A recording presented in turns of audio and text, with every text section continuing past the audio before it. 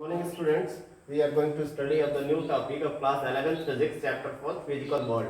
देखो इस टॉपिक में फिजिकल वर्ल्ड में हम पढ़ने जा रहे हैं। लास्ट टॉपिक है ये फिजिकल लॉ ऑफ नेचर। ठीक है, जो ये हमारा नेचर है, आपको मैंने बताया कि फिजिक्स की स्टडी का मतलब ही नेचर की स्टडी है। तो जो हमारा जो नेचर है ना, वो किस तरह काम करता है, ठीक है, नेचर के कुछ अपने लॉ है, कुछ अपने नियम है।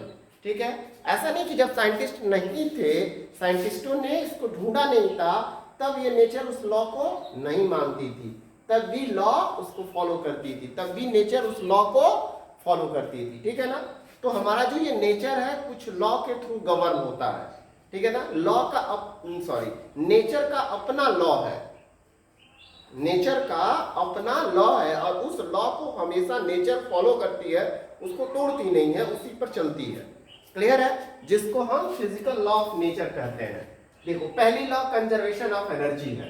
ठीक है ना, कि नेचर में जो लॉ है कंजर्वेशन ऑफ एनर्जी, एनर्जी को हम ना तो प्रोड्यूस कर, energy neither be created neither be destroy, energy neither be created neither be destroy, energy only can transfer one form to another form. ये तो पहले से पढ़ते आ रहे हैं कि एनर्जी ना तो हम क्रिएट कर सकते हैं, ना तो एनर्जी को हम डिस्ट्रॉय कर सकते हैं। क्लियर है। दूसरा लॉ है तुम्हारा कंजर्वेशन ऑफ लीनियर मोमेंटम।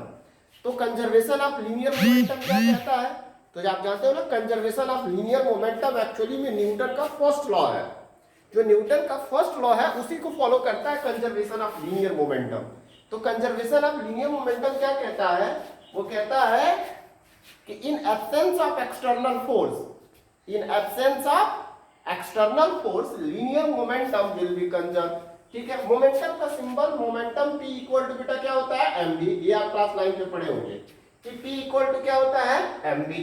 तो कंजर्वेशन लॉ कहता है कि in absence of external force, in absence of external force linear momentum will be conserve, अर्थात P कांस्टेंट होगा, ये चेंज नहीं होगा इन absence of external force. Clear है। तो जो सेकंड लॉ है कंजर्वेशन ऑफ लीनियर मोमेंटम, ये क्या कहता है कि in absence of external force, in absence of external force linear momentum will be conserve. ठीक है। दूसरा लॉ आता है कंजर्वेशन ऑफ एंगुलर मोमेंटम। ये जो कंजर्वेशन ऑफ एंगुलर मोमेंटम है, ये जानना आपके लिए बहुत इंपॉर्टेंट है। किसी केमिस्ट्री के फर्स्ट चैप्टर में स्ट्रक्चर ऑफ एटम में इसका यूज होगा।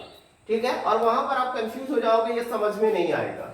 तो कंजर्वेशन ऑफ एंगुलर मोमेंटम को हम L से रिप्रेजेंट करते हैं, L से रिप्रेजेंट करते हैं। L इक्वल टू, ये होता क्या है, तो यदि हम क्या करें, मान लो कि कोई ऑब्जेक्ट क्या कर रहा है, कोई ऑब्जेक्ट किस तरह का मोशन कर रहा है, सर्कुलर मोशन कर रहा है।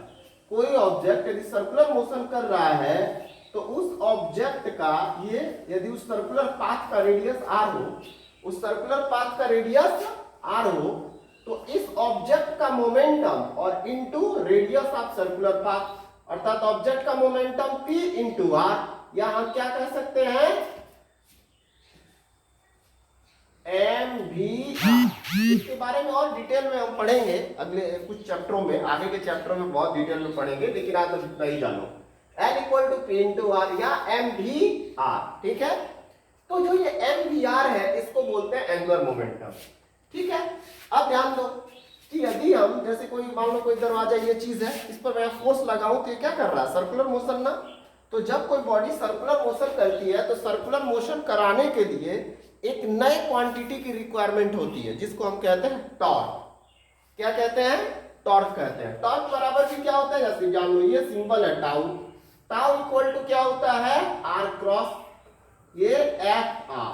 ठीक है ना, फोर्स इंटू डिस्टेंस होता है, फोर्स इंटू डिस्टेंस। ठीक है, इसके कुछ फार्मूले हैं, आगे हम जब आपको वेक्टर मल्टीप्लिकेशन और स्केलर सब पढ़ाया जाएगा, तब ये आपको और अच्छे से समझ में आने लगेगा। ये सारे टॉपिक फिर से रिपीट होने वाले हैं, घबराने की बात नहीं है।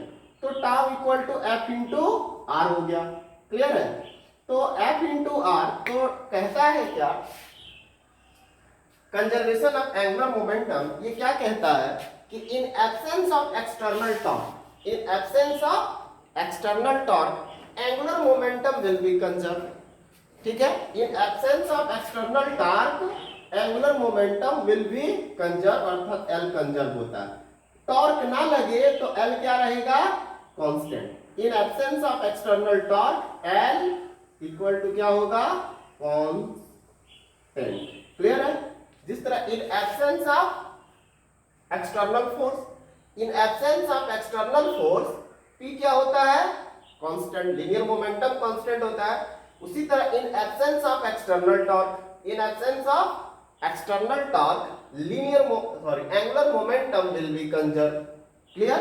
एक ये डेफिनेशन हो गया। मैंने L इक्वल टू कांस्टेंट होता है। L क्या है, एंगुलर मोमेंटम। थर्ड है कंजर्वेशन ऑफ चार्ज। फोर्थ क्या है, कंजर्वेशन ऑफ चार्ज। इस फोर लॉज को फॉलो करती है हमारी नेचर, इस फोर लॉज को, इसको ध्यान देना। मास कंजर्वेशन नहीं है फिजिक्स में, मास कंजर्वेशन नहीं होता। मास कांस्टेंट क्वांटिटी नहीं है, मास वेरिएबल क्वांटिटी है। आप क्लास 9 10th स्टैंडर्ड तक पढ़े होंगे कि मास कांस्टेंट होता है, तो आज से आप जान लो कि नहीं, मास कांस्टेंट नहीं है, मास वेरिएबल क्वांटिटी है। ठीक है? इसकी डिटेल हम सेकंड चैप्टर में बात करेंगे कि मास क्या है, एक वेरिएबल क्वांटिटी है। क्लियर है ना? तो conservation of charge, conservation of charge क्या होता है, ध्यान दो। यदि आप किसी एटम के बारे में जानते हो तो जानते हो कि एटम के सेंटर में क्या होता है, प्रोटॉन होता है। एटम के बाहरी सेल में क्या होते हैं, इलेक्ट्रॉन होते हैं। तो सेंटर में जितने प्रोटॉन होते हैं, बाहरी सेल में उतने ही इलेक्ट्रॉन होते हैं ना। तो जितना चार्ज प्रोटॉन पे होता है उतना ही चार्ज इलेक्ट्रॉन पे होता है। तो एटम पे नेट चार्ज क्या होता है, एटम पे नेट चार्ज कितना होता है, तो 0 होता है। एटम पे नेट चार्ज 0 होता है, एटम पे नेट चार्ज 0। क्लियर है ना? तो जब एटम पे नेट चार्ज 0 होता है तो किसी भी मटेरियल का नेट चार्ज हमेशा क्या रहता है, 0 होता है। ठीक है? क्या हम चार्ज को बना सकते हैं, क्या प्रोटॉन पे जो चार्ज है उसे हम बना सकते हैं, नहीं। चार्ज को तो नेचर ने बनाया है, हम तो बस चार्ज की प्रॉपर्टी को ढूंढ निकाले कि नेचर की एक फंडामेंटल प्रॉपर्टी है चार्ज। क्लियर है ना? तो चार्ज तो हम बना नहीं सकते, हम कर क्या सकते हैं, तो इसके लिए हम क्या डेफिनेशन दी, हम चार्ज को एक बॉडी से दूसरी बॉडी पर ट्रांसफर कर सकते हैं। हम चार्ज बना नहीं सकते, चार्ज को डिस्ट्रॉय नहीं कर सकते, केवल चार्ज को क्या कर सकते हैं, ट्रांसफर कर सकते हैं। तो charge neither be created neither be destroy, charge only can transfer one body to another body. Charge को केवल एक बॉडी से दूसरी बॉडी पर क्या किया जा सकता है, ट्रांसफर किया जा सकता है। आप जैसे अपने मोबाइल का सेल, अपनी मोबाइल की बैटरी चार्ज करते हो ना, तो उस पर क्या हो रहा है, चार्ज ट्रांसफर केवल हो रहा है। हम चार्ज को क्रिएट नहीं करते, हम चार्ज को डिस्ट्रॉय नहीं करते, केवल चार्ज को ट्रांसफर करते हैं। Thank you, have a nice day.